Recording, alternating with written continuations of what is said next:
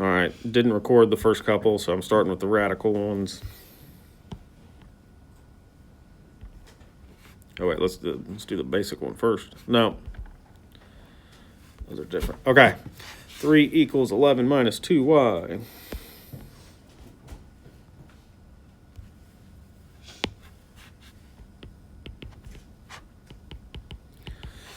All right, radical equations. So radical equations, to get rid of the radical, the square root and the radical are opposite, right? The square root of 49 is 7. So you know, like 7 squared, if I square both of those, the square and the square root cancel out, and I get 49 equals 7 squared. Okay, so the square and the square root are what cancel, or the square and the square root cancel each other out. So what I'm going to do here is this first step is get the radical by itself, and then you square it. So the radical's already by itself, so I'm going to square both sides here. So I get 9 equals, the square and the square root cancel out, 11 minus 2y.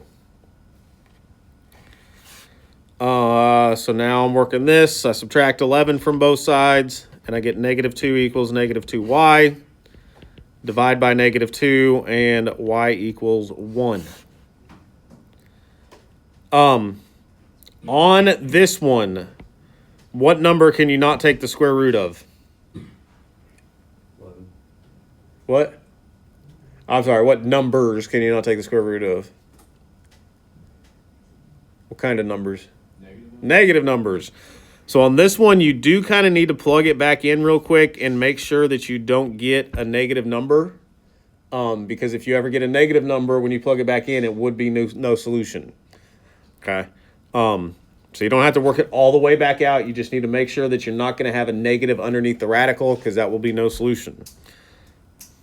You can always work it all the way back out to check your answer. That's always a good thing to do on a test. 4x plus 21 equals x.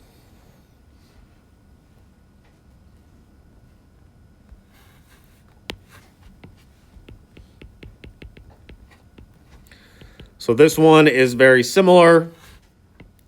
Get the radical by itself. It's already by itself. So I square both sides. The square and the square root cancel out, and I get 4x plus 21 equals x squared. Okay, so now I have a problem with x squared and x in it. So I need to think about factoring. So the first step of factoring is to get everything on one side together. So I'm going to subtract those over and get 0 equals x squared minus 4x minus 21. I don't want to subtract the x squared over because I want the x squared to stay positive. Okay, so make sure you always keep that positive. That makes it easier. And now you go through your factoring steps. Okay, what multiplies to be negative 21 and adds up to be negative 4. So x times x is x squared. What is it? Negative 7, positive 3. 3 times negative 7 would be negative 21. 3 minus 7 would be negative 4. And then to get your answer, you set them both equal to 0, subtract 3, so that's negative 3, add 7, so that's 7. And again, this is where you really got to check on this topic, is check and plug them back in. So 4 times negative 3 plus 21. Okay, so you're good there. That'll be positive. And then 4 times 7 plus 21, everything's positive there, so that'll be positive too. But a lot of times when you do this, one of these answers work and one of them doesn't. Okay, so you always want to go back and check that. See if I can find one that does that real quick. So on this one, we can work it all out real quick. That's fine. Well, here, I'll just go work it out. 2v plus 24 equals v.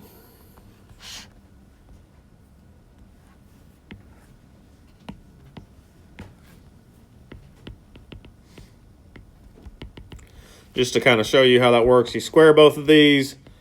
So the square and the square root cancel out. I'm only left with what's underneath. And then I got to get everything on one side, so I subtract these over. V squared minus 2v minus 24.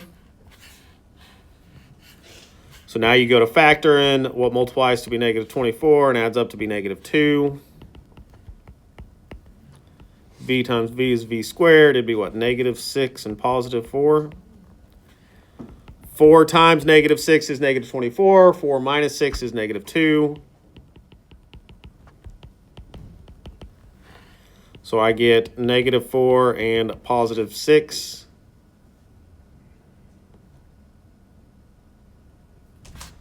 Oh, wait.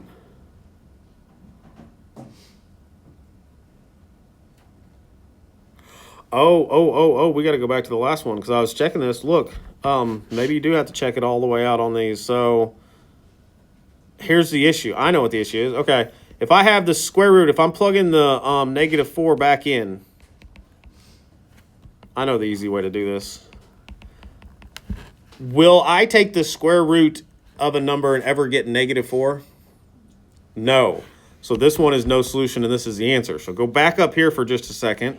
Same thing on this one. If I plug in a negative 3 right here, will I ever get the square root of something and get the answer to be negative 3?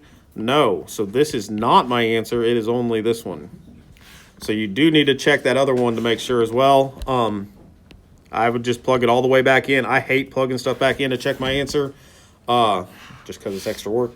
But on these, there's not really an easy way to do it. You got to think about, okay, I can never, when I take the square root, it can never equal a negative number. Okay? So be careful of that. I wasn't careful of it, so y'all be careful of it.